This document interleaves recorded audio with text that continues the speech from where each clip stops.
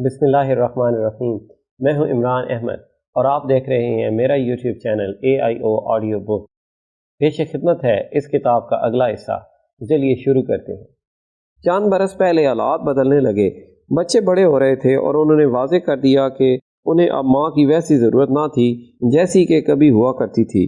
یہ جان کر کہ اب اس کے پاس خاصا فارغ وقت تھا اور ایسا کوئی نہ تھا جس کے ساتھ وہ اسے بانٹ سکتی، ایلا نے سوچا تھا کہ کوئی نوکری ڈھونڈنا خوب رہے گا۔ ڈیوڈ نے اس کی حوصلہ افزائی کی تھی، مگر اگرچہ وہ اس بارے میں باتیں کرتے رہے، اس نے اپنی راہ میں آنے والے مواقع سے کم ہی فائدہ اٹھایا، اور جب ایسا کیا بھی تو ممکنہ ملازمت دینے والے ہمیشہ کسی نوجوان یا پھر زیادہ تجربہ کار ملازم کی تلاش میں ہوتے تھے۔ بار بار مسترد ہونے سے خائف ہو کر اس نے اس موضوع کو ہی ترک کر دیا۔ اس کے باوجود ان برسوں میں اس کی نوکری کی تلاش میں جو بھی رکاوٹ حائل رہی تھی وہ مئی 2008 میں ختم ہو گئی۔ اپنی 40ویں سالگرہ سے 2 ہفتے پہلے اس نے خود کو بوسٹن کی ایک لٹریری ایجنسی کے لیے کام کرتے پایا۔ اس کے لیے یہ نوکری اس کے شوہر نے اپنے کسی کلائنٹ کے ذریعے تلاش کی تھی، یا شاید اپنی کسی محبوبہ کے ذریعے۔ یہ کوئی بڑی بات نہیں، ایلا نے اب جلدی سے وضاحت کی، میں ایک لٹریری ایجنٹ کی جز وقتی ریڈر ہوں بس۔ لیکن ڈیوڈ پرعزم دکھائی دیا کہ وہ اپنی نئی نوکری کو کمتر نہ سمجھے۔ چھوڑو بھی، انہیں بتاؤ کہ وہ ایک معروف ایجنسی ہے، اس نے اسے ٹوکا دیتے ہوئے اکسایا، اور جب ایلا نے اس کی بات کی تعمیل نہ کی تو اس نے بخوشی اپنی بات سے خود ہی اتفاق کیا۔ وہ ایک باوقار مشہور جگہ ہے ایستر، تمہیں دوسرے اسسٹنٹ سے بھی ملنا چاہیے، بہترین کالجوں سے تازہ نکلے لڑکے اور لڑکیاں۔ ایلا واحد ہے جو برسوں ہاؤس وائف رہنے کے بعد دوبارہ کام کے لیے جا رہی ہے۔ اب بتاؤ، کیا یہ بات خاص نہیں؟ ایلا کو حیرت ہوئی کہ آیا اپنے اندر گہرائی میں اس کا شوہر اسے کیریئر بنانے سے دور رکھنے پر احساس جرم کا شکار تھا، یا پھر اس سے بے وفائی کرنے پر۔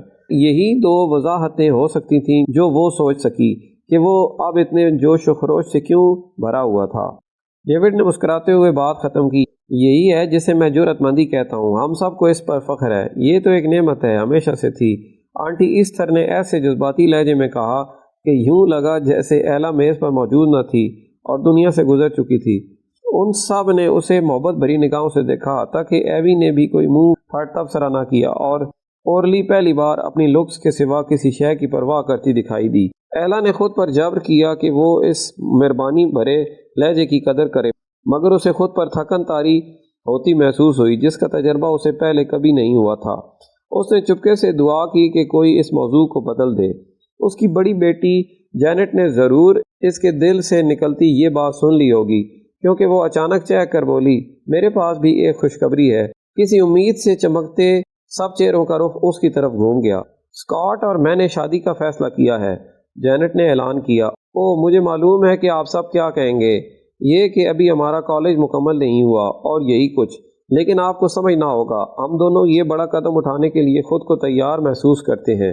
وہ گرم جوشی جو لمحہ بھر پہلے ان پر سایہ فگن تھی، اس کے تحلیل ہوتے ہی کچن کی میز پر ایک بے ڈھنگی سی خاموشی اتر آئی۔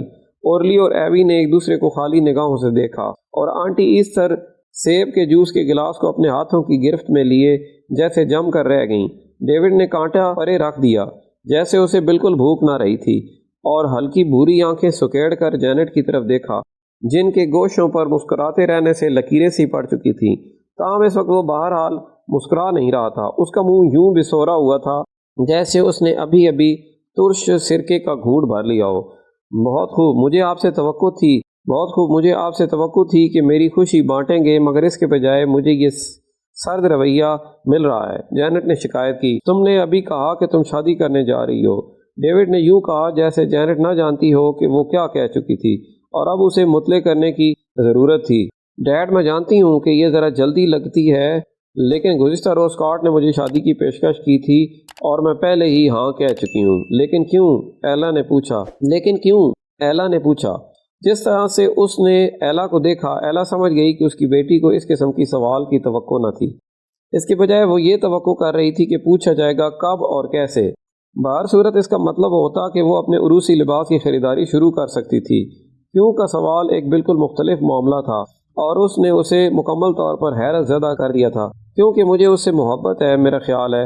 جینٹ کا لہجہ ذرا دھیما تھا۔ ہنی، میرا مطلب یہ تھا کہ اتنی جلدی کیوں ہے؟ ایلا نے اصرار کیا، کیا تم حاملہ ہو یا ایسا کچھ؟ آنٹی ایستر نے اپنی کرسی پر پہلو بدلا۔ ان کا چہرہ درشت تھا، ان کی بے چینی واضح تھی۔ انہوں نے اپنی جیب سے اینٹیسڈ تیزابیت کم کرنے والی دوا گولی نکالی اور اسے چبانے لگیں۔ میں ماموں بننے والا ہوں، ایوی دبی دبی ہنسی ہنستے بولا۔ ایلا نے جینٹ کا ہاتھ تھام لیا اور اسے ہولے سے دبایا۔ تم ہمیشہ سچ بتا سکتی ہو، تم جانتی ہو نا، کچھ بھی ہو ہم سب تمہارے ساتھ کھڑے ہوں گے۔ موم برائے مہربانی آپ بس کریں گی؟ جینٹ تلملائی اور اپنا ہاتھ کھینچ لیا۔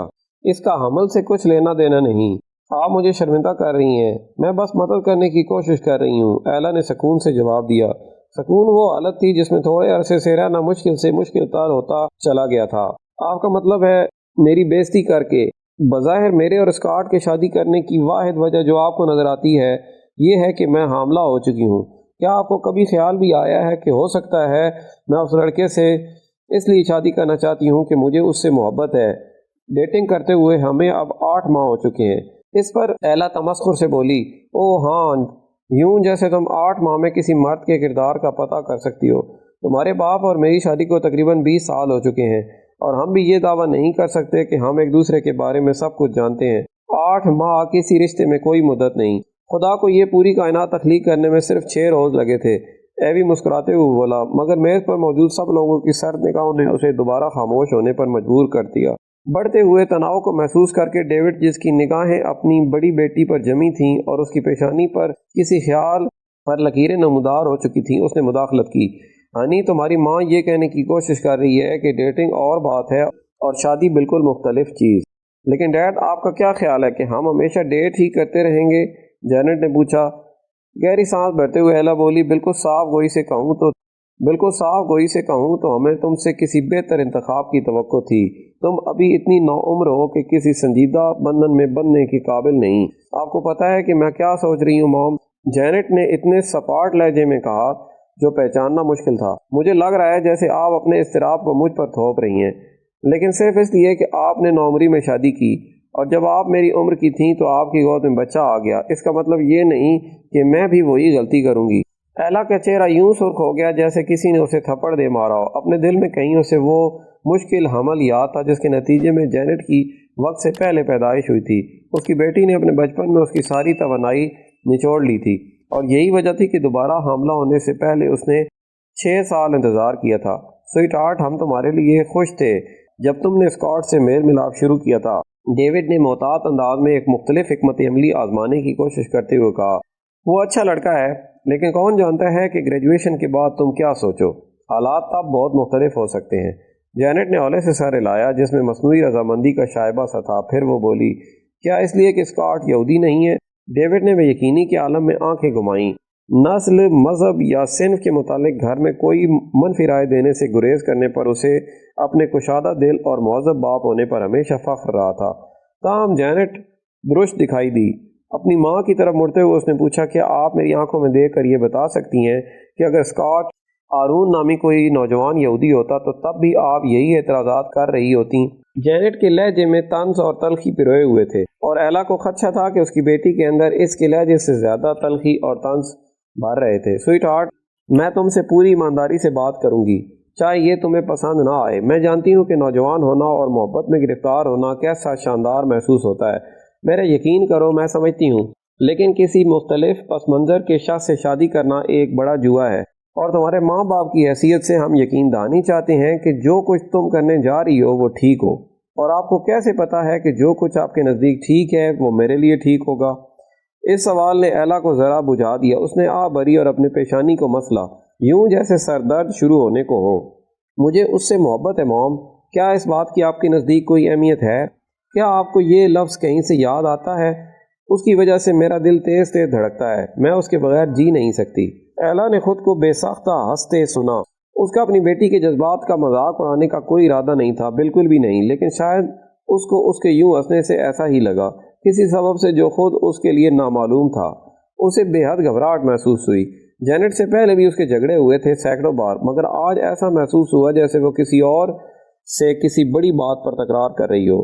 موم، کیا آپ نے کبھی محبت نہیں کی؟ جینٹ جلدی سے پوچھا۔ اس کے لہجے میں تحقیر کا شائبہ سا تھا۔ وہ چھوڑو بھی، جاگتے میں خواب دیکھنا بند کرو اور حقیقت کی دنیا میں آؤ۔ سنا تم بہت۔ ایلا کی نظریں کسی ڈرامائی لفظ کی تلاش میں کھڑکی پر جمی رہیں، یہاں تک کہ آخرکار وہ اسے مل ہی گیا۔ بہت رومانٹک ہو رہی ہو، رومانٹک ہونے میں کیا برائی ہے؟ جینٹ نے پوچھا۔ اسے جیسے ٹھیس پہنچی تھی۔ واقعی رومانٹک ہونے میں کیا برائی ہے؟ ایلا نے سوچا۔